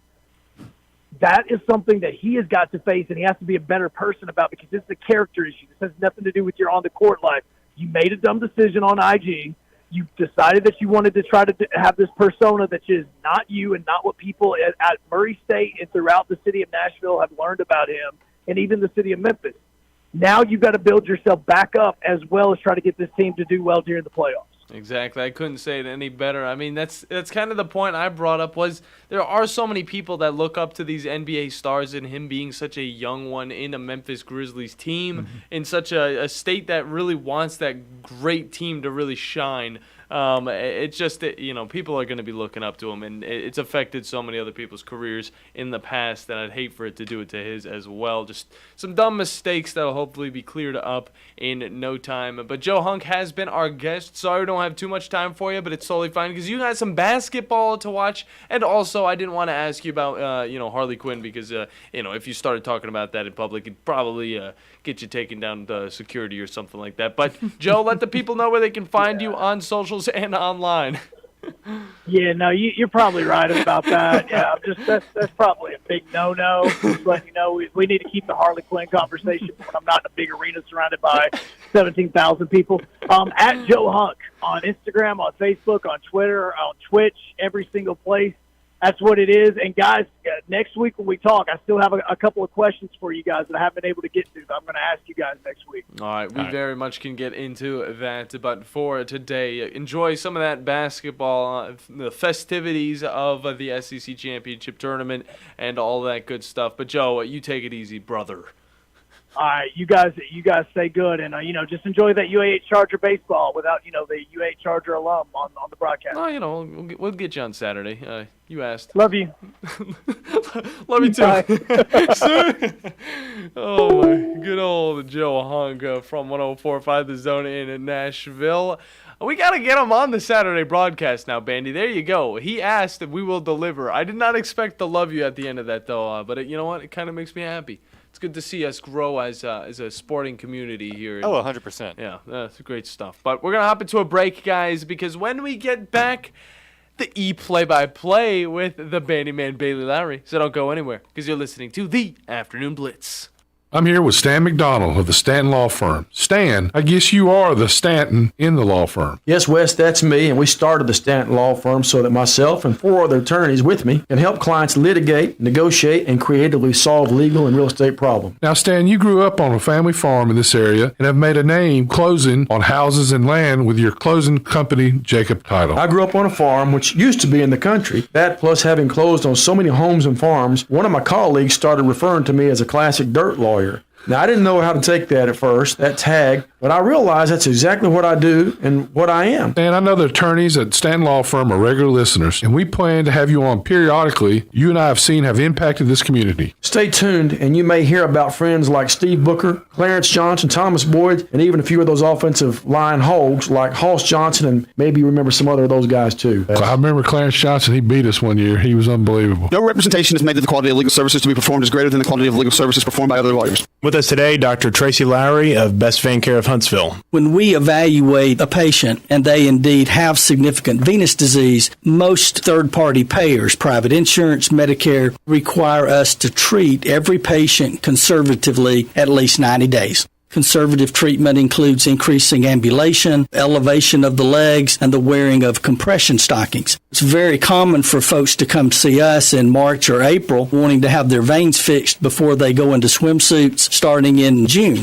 When we see someone in March or April, they're going to require at least 90 days of conservative treatment before we can even go to the insurance carrier to get permission to treat their veins. So if you think you have a venous problem, now is the time to come in and get a free screening so we can determine whether or not you need something evaluated.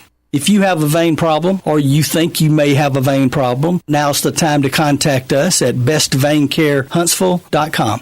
AVIQ. Who is AVIQ? AVIQ is audiovisual the intelligent way, where we put our IQ to work for your AV needs. With more than 100 years combined experience in audio, video, and automation, our team of experts is dedicated to one thing, helping you discover technological solutions that make your home special. Once you experience a game or a movie on one of our state-of-the-art home theater systems, you may never leave the house again. AVIQ can build the entire system for you or provide the quality components if you're a do-it-yourselfer. But AVIQ is more than just home theater and state-of-the-art sound systems. We offer a variety of control options for home technology. Energy efficiency, heightened security, and improved quality of life are all attainable through the automation of home systems. Intuitive and user-friendly control is our main priority in designing a system that meets your needs. Don't just take our word for it. You need to see it to believe it. Come visit us at our state-of-the-art showroom on University, just east of Jim and Nick's, across from AT&T, or visit aviqhsv.com.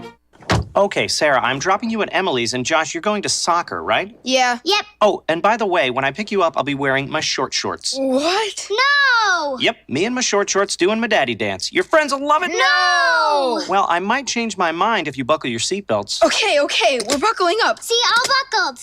Whatever it takes, keep them safe. Never give up until they buckle up. A message from the National Highway Traffic Safety Administration and the Ad Council. Visit safercar.gov/kidsbuckleup for more information. With us today, Dr. Tracy Lowry of Best Vein Care of Huntsville. When we evaluate a patient and they indeed have significant venous disease, most third-party payers, private insurance, Medicare, require us to treat every patient conservatively at least 90 days. Conservative treatment includes increasing ambulation, elevation of the legs, and the wearing of compression stockings. It's very common for folks to come see us in March or April wanting to have their veins fixed before they go into swimsuits starting in June. When we see someone in March or April, they're going to require at least 90 days of conservative treatment before we can even go to the insurance carrier to get permission to treat their veins. So if you think you have a venous problem, now is the time to come in and get a free screening so we can determine whether or not you need something evaluated. If you have a vein problem or you think you may have a vein problem, now's the time to contact us at bestveincarehuntsville.com. This is Wes Neighbors talking to Chris Haygood of Bob Wallace Appliance. Chris, what sets you apart from other appliance dealerships? Wes, these appliances are going into the most used room in your house, your kitchen. The way we have these appliances displayed, it's easy for you to visualize how they'll look in your home. Wes, what sets us apart is the people. They're well trained. In fact, they live and breathe these appliances. And if you need service, you'll really appreciate our parts department. Contact Bob Wallace Appliance at 256-533-2121.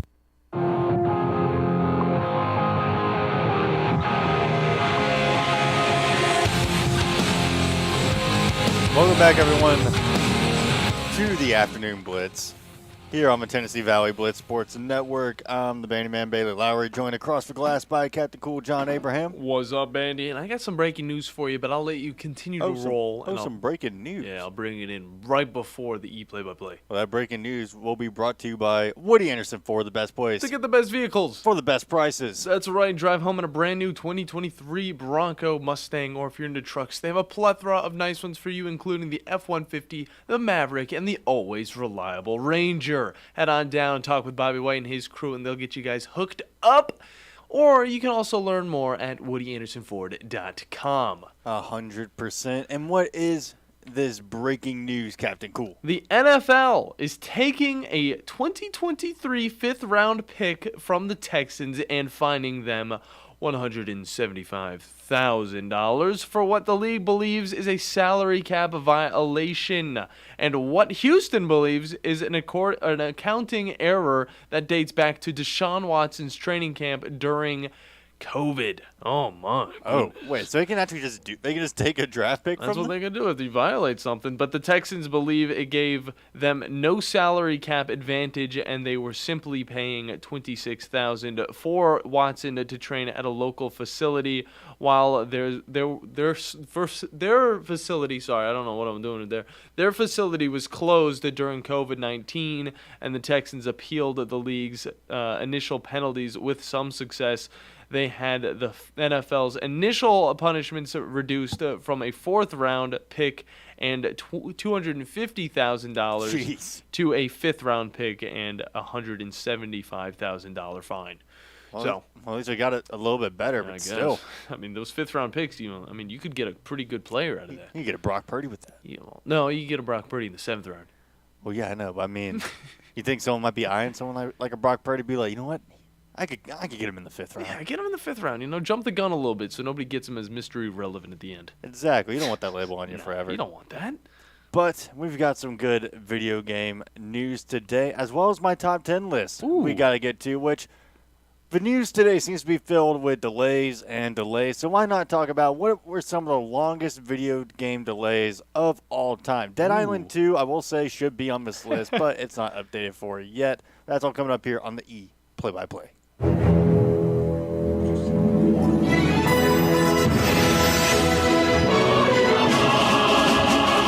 Time to catch up on esports with E-Play-by-Play with the Bandiman. All right, let's get this started because we actually have, before we get into the delay news, we actually have a showcase going on today, and it's going to be from one developer, Capcom. Nice. And you know me. I'm a big fan of what Capcom puts out. Of course.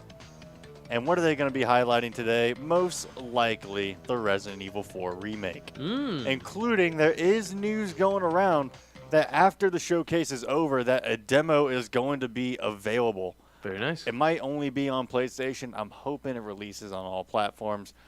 Please let me install the demo of Resident Evil 4 on my computer. That would be sick. That would be incredible. Like that would tide me over. Yeah. Until it comes out. Is there also any news about Street Fighter 6? Anything coming out for that? No new news of like a closed beta or another beta happening anytime soon. Okay. But I mean, we're getting closer to release date. Like we're we are. less than a couple months away. Yeah. Like, let's see. I'm getting super excited for all the fighting game stuff that's coming out this year. I mean, Guilty Gear Strive was just like a little sprinkle, nice little jolly on your ice cream. But now we're gonna get the hot fudge on top as well as the whipped cream with Tekken 8. So it's just gonna be wonderful. Tekken 8 is looking fantastic. Street Fighter 6 is gonna be coming out just in time for it's actually going to be coming out just in time for EVO. Oh, yeah, it is. And it's also very jam-packed. From what we've seen from Tekken 8, it looks like it just looks phenomenal. The fighting looks wonderful. The graphics look great. But then you look at Street Fighter 6, we're getting so much content from this game. There's like kind of an open-world type lobby area that you can walk around in and all this stuff. You can create your own character. There's so much coming to it, and I'm so much looking forward to it. For going I like to call it the Xenoverse style because it's the one I'm the most familiar with, and that you'll be able to interact with characters from the game and, like, as your created character, be able to learn moves from them. Yeah. And, like, kind of, like, tinker and tailor your own custom moveset with your character that you can only use in these lobbies. That's cool. So, and what's good, they're going to be updating it with every DLC, so you'll be able to learn all the DLC characters' moves as well. That's actually really cool because it's like it gets to the point when you play a bunch of different characters. You know, there's some moves that you like with one character, but then there's other moves you like with maybe Zangief, and you're like, I like this guy's character sets. But the training room absolute combo labber is going to be going nuts with this. Like, just thinking of all the crazy combinations you can have. Like, think about if you could customize supers. Oh, my. Like, you go into it, you go a whole strain. Like, you've got, like, mainly, like, reuse moves or, like, maybe, like, Jury's moves. Pop them up into the air. Oh, cool. Zangief anti-air super. That'd be awesome, dude. You're going down. There'd be so much you can put into that. By the way, Tennessee is leading going into halftime 39-33 over Ole Miss. Very nice. Yeah. Now, new Valorant agent Gecko is already dominating ranked lobbies. Now, with this guy's abilities, I kind of went over him a little bit in that he seems to summon creatures, and they'll do tasks for you. I mean, like, one will actually, like, concuss enemies and carry and plant the bomb for you, as well as doing a bunch of other utility-based things. And right now, with just a few hours after he was released, he already had a 48% win rate. Jeez. That's already pretty high. A lot of people are already playing him, too. But now he's accrued one of the highest win rates in the game, sitting at a 51% win rate in 4th place overall. What's up? I'm doing a show. Oh. I got a call. I'm sorry, Bandy. 1 sec. Can you hold down the fort for a second? All right. By the way, Gecko has accrued a 51% win rate, sitting at 4th place overall when it comes to agent picks, with a 5% pick rate overall, just below Brimstone, Arena, and Killjoy, while Phoenix, Sky, and Sage, all other pretty relatively common picks, are sitting right below him. And high-ranked elo, like we're talking like Diamond and up probably, Gecko hovers at around a 50% win rate while slightly creeping up toward Diamond. Gecko is relatively well-balanced across all ranks, relatively, and rarely kind of goes down the 50% win rate mark, according to the data website Blitz.gg.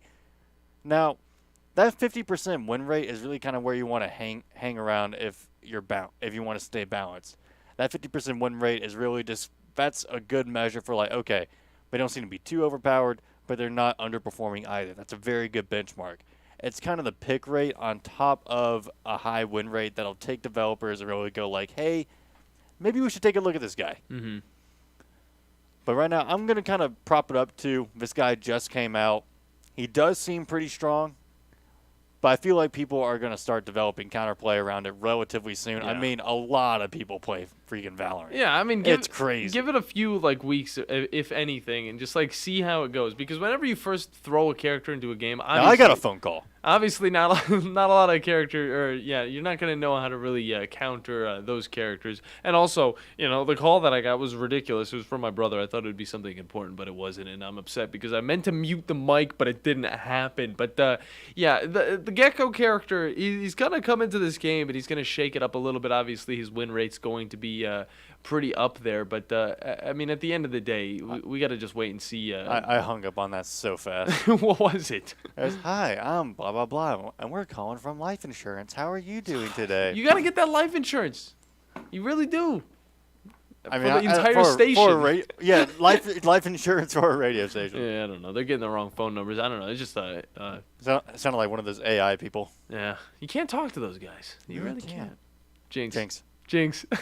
Dang it. I got it. Let's go. All right, continue on, Bandy. We hadn't done that forever. But now let's get into the delays. Nice. Suicide Squad Kill the Justice League has been delayed once again. This time eyeing, well, it was originally slated for May 26th, but due to fan backlash, it has been delayed until the foreseeable future. They're going to start overhauling the gameplay elements fans weren't fond of in last month's reveal, as well as kind of taking a look back and really thinking, is live service the way to go for this game? That's a good idea. I agree. I agree. This is probably the best step they can take. Like, hey, let's look at the game's elements. People really did not like what they saw. Let's take a step back. Let's give it one more try, and let's maybe take the live service element out. That's, that'd probably be a good first step. Yeah, I think that's the most that really brought the controversy to that game was the live elements, like the live service elements. Because some games you can make it work, okay? A game like Halo, a game like Call of Duty, those are live service type of games. Fortnite even, throw them all in their own little corner. But when it comes down to these games like the old Arkham City games, those never needed to be, live service games, okay? Even the Arkham Knights game isn't live service, all right? It's just throw us a game, we have fun with it, and then throw a little bit of DLC every once in a while, and we will enjoy that as well. But it's like there's no reason there's a reason for them because they want to make more money. But for the player base, it's like that's not the type of game we want with every single one of our games. Yeah, no. I mean, I'm kind of getting tired of a live service model, if I'm being honest. It's like putting ketchup on a PB&J sandwich. Ugh. Yeah, it's too much. Too much. Gross. Speaking of delays, let's get into the top 10. Let's go. What I found the list from thegamer.com who ranked the top 10 longest delays in gaming history and how many years until they came out.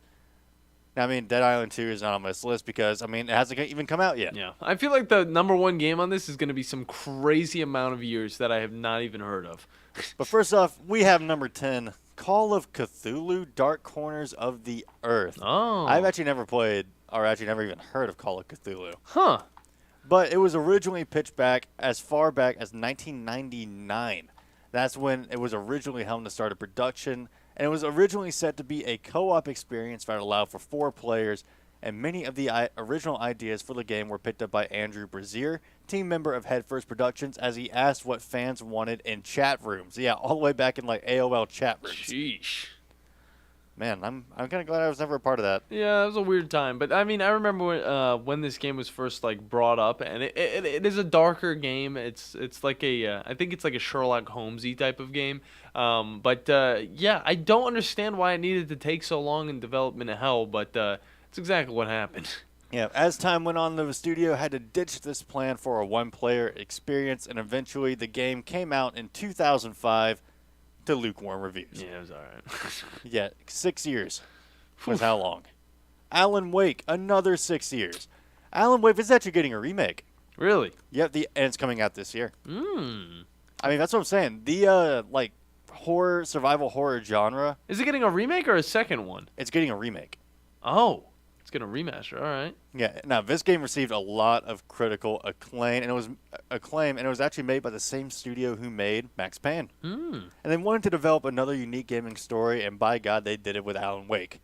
It was initially meant to be released in 2005, but it did not make its way onto the Xbox 360 until 2010.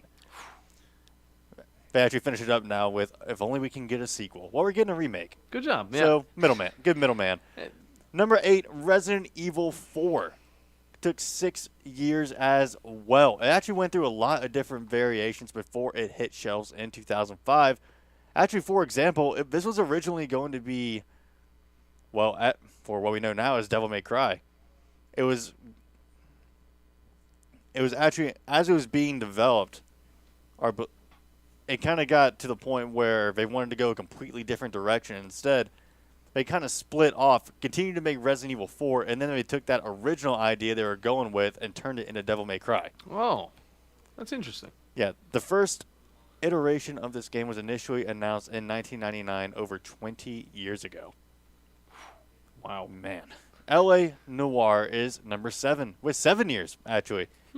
It's not hard to see why this game took quite a while to be released by Team Bondi, with Rockstar Games as the publisher, again the creators of the Grand Theft Auto series, with a budget in the range of tens of millions. It was one of the most expensive games to be developed back in the 2010s, primarily due to the graphics and the motion capture they were doing for actors. Yeah, I remember that the whole face capture, it was super in depth and stuff like that.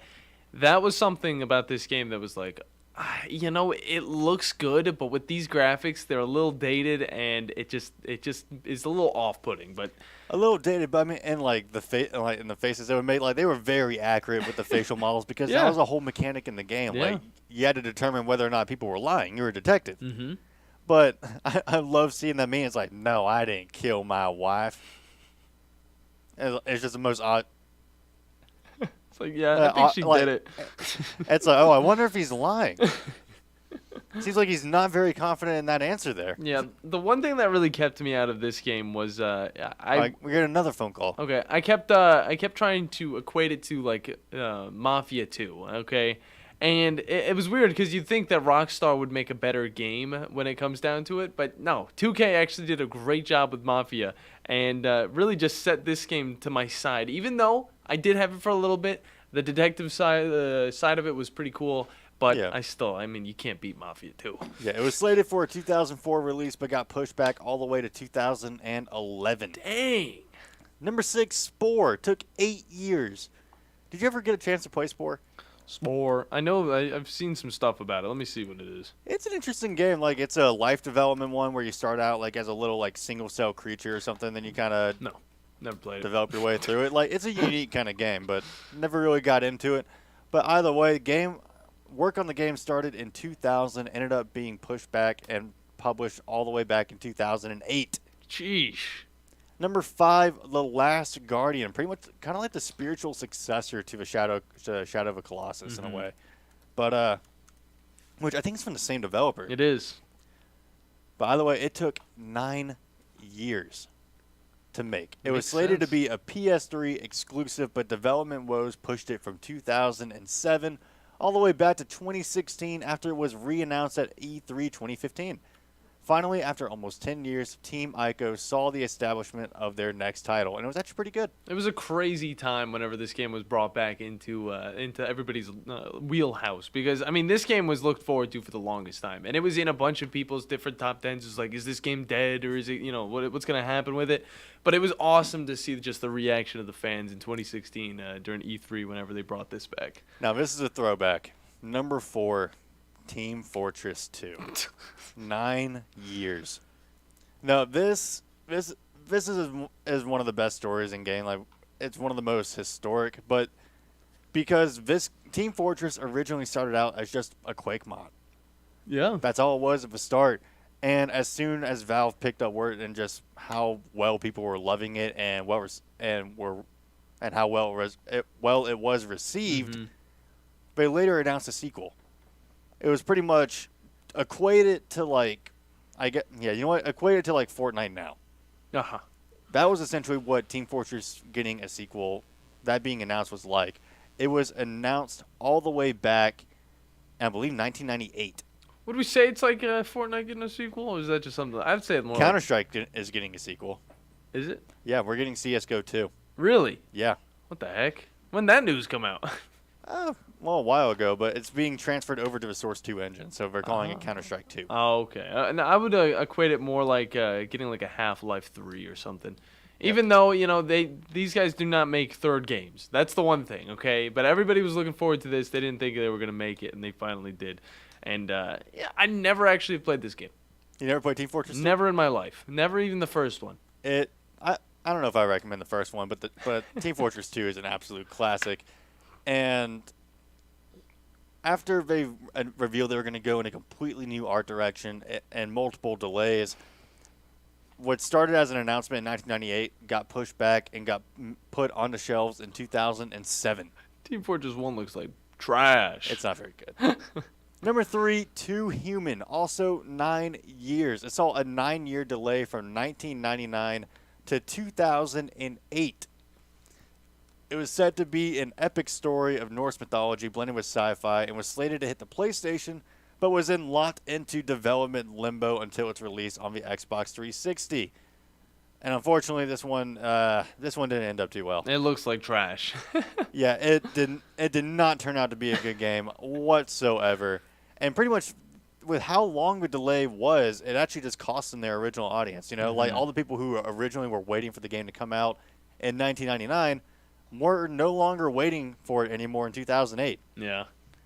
And there are also some lawsuits and lousy marketing. Yeah, I can understand that. The front cover of it just looks like how Fuse was, where it's just this random game that people want to throw out.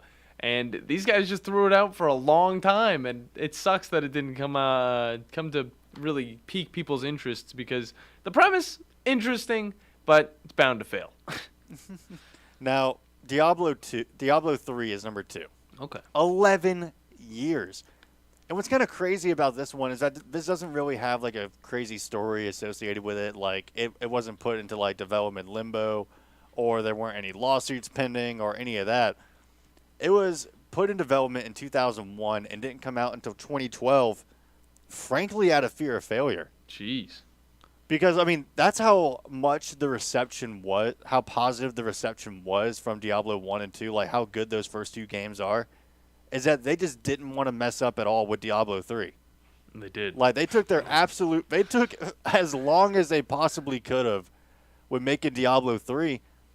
And, I mean, lo and behold, wouldn't you know it? I mean, some years, eras, and an expansion pack later, Diablo 3 has become like one of the most highly regarded game in the series, if not the most highly regarded game in the series.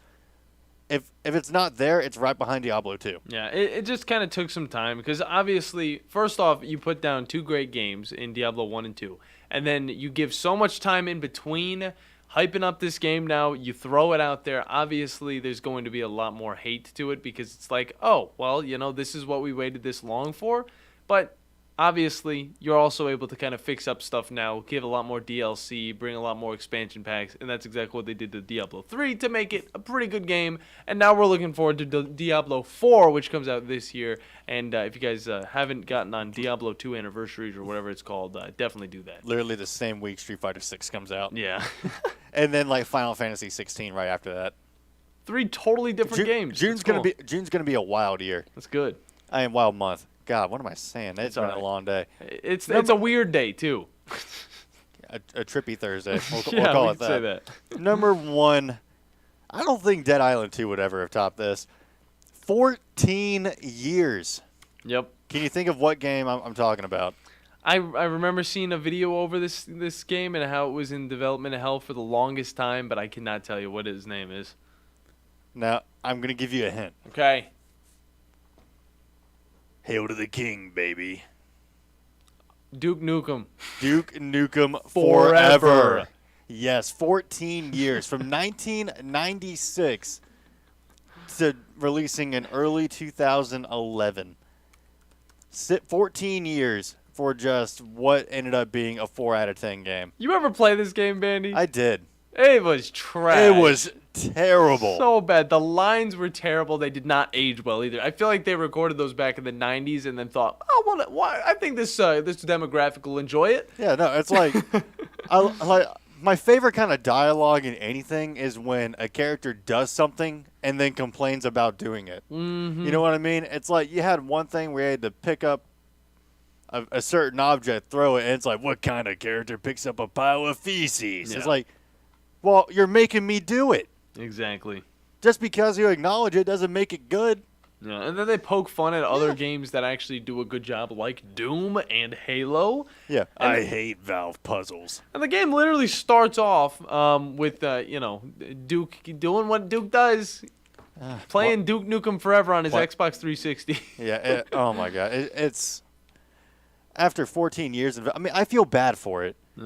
Because Duke Nukem fans have deserved a whole lot better. I mean, this went through, like, style change after delay, after cancellation, after we're bringing it back. It just got put through the ringer. Like, it got put through 10 rounds with Tyson Fury and then expected to come out completely healthy. Yeah, it was trash. I at the same time, I feel bad for it, but also this game was just bad. Yeah, it's embarrassingly bad, and it stinks that it had to come out. Yeah, and because of it, I don't think we're ever going to get another Duke Nukem game again. I don't think any developer would want to touch this license after what Forever did to it. I don't know. Give it a second. We might see something pop out, something new, something also probably not 3D. I mean, it's about to be 12 years since this came out, and no one's even thought about touching it. That's the type of game it is, though. You got to give it a few decades, okay? Because people still like Duke Nukem, all right? You see all the funny, goofy clips on the TikToks and stuff? Go after those. Yeah, but we got to take a quick time out. We're running over. When we come back, we're going to wrap up the show, so do not go anywhere. You're listening to the Afternoon Blitz. The Blitz has been called. With us today, Dr. Tracy Lowry of Best Vein Care of Huntsville. When we evaluate a patient and they indeed have significant venous disease, most third-party payers, private insurance, Medicare, require us to treat every patient conservatively at least 90 days. Conservative treatment includes increasing ambulation, elevation of the legs, and the wearing of compression stockings. It's very common for folks to come see us in March or April wanting to have their veins fixed before they go into swimsuits starting in June.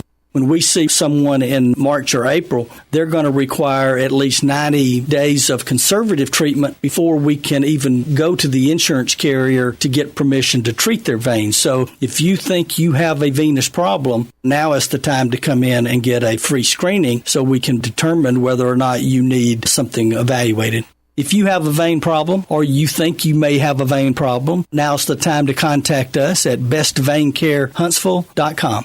Great food and the best live entertainment is what it's all about at the Furniture Factory Bar and Grill. Head to downtown Huntsville every Tuesday for karaoke on the only outdoor karaoke stage in North Alabama. Thursday night is the Valley's longest running and biggest bike night. Food and drink specials, giveaways, and live music on the patio. And the Furniture Factory menu is fully loaded with options from steaks to salads, plus a whole lot more. Featuring a weekday happy hour that starts at 3. 619 Meridian Street, downtown Huntsville, and online at FurnitureFactoryBarGrill.com. Guys, when we were 20, we never had to worry about spontaneity. And now that we've gotten older, spontaneity has been replaced with pills and injections. We're just trying to keep that intimacy, but it's taken away from spontaneity. At Advanced Life Clinic, we now offer GainsWave, which uses sound waves to non-invasively treat this issue with no need for pills or injections. Just give us a call, 256-888-9367, or check us out online, advancedlifeclinic.com. McCurry Motors is your car and van rental headquarters. You can rent the vehicle you need today. Family in town, sporting event, church function, no matter what your need, McCurry Motors has you covered with a wide selection of cars and vans available for rent. They have 12-passenger Mercedes Sprinter vans, 12-passenger Ford Transit vans, 15-passenger Ford Transit vans, and 15-passenger Chevrolet Express vans. They have 2 locations, Highway 72 in Athens or Max Luther Drive in Huntsville. This is Wes Neighbors with Philip with Eagle Insulation, and we have an announcement to make.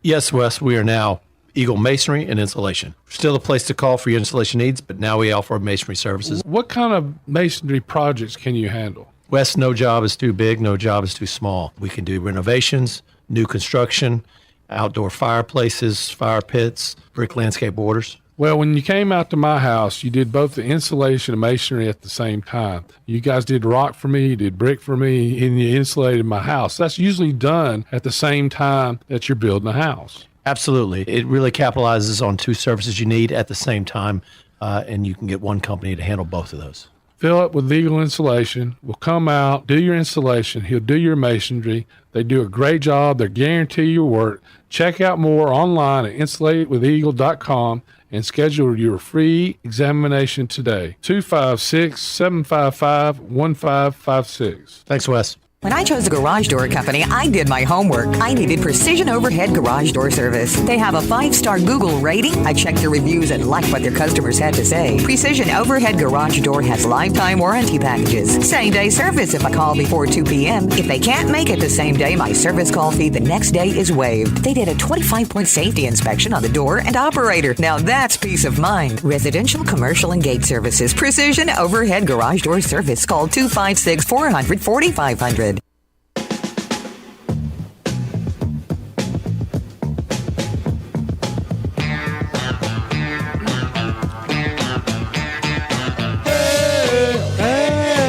What's going on, everybody? The Afternoon Blitz here. Final segment presented by Woody Anderson Ford, the best place. To get the best vehicles. With the best prices. Drive home in a brand new 2023 Bronco, Mustang, or if you're into trucks, they got a plethora of nice ones for you, including the F-150, the very cheap but amazing Maverick. And by cheap, I mean it's low price, all right? But it doesn't mean that it's cheaply made because this thing is stout, as well as the very reliable Ranger.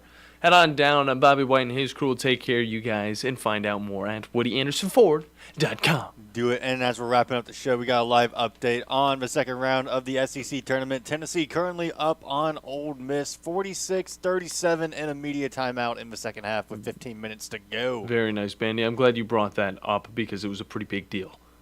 I was going to bring it up if you didn't bring it up. Jeez, already? Already. Bandy, did you see what Alabama did to Alabama State yesterday in baseball? I did not. I imagine it was brutal. 21 points to 7. Well. Yep. Alabama's pretty good at baseball, guys. Pretty good. I'm looking forward to what they can do against some real opponents, obviously, within the SEC. Alabama State probably good in their own, right or whatever. I don't know. Either way, fun episode here on a Thirsty Thursday, a.k.a. a fun Friday. We had one Mr. Joe Hunk on from 104.5 The Zone. We talked about a lot of sports, a lot of gaming, and a lot of everything fun, guys. But for me, for the Bandiman, you guys listen live to us tomorrow at 3 from UAH Baseball. We'll see you guys next time here on the Afternoon Blitz.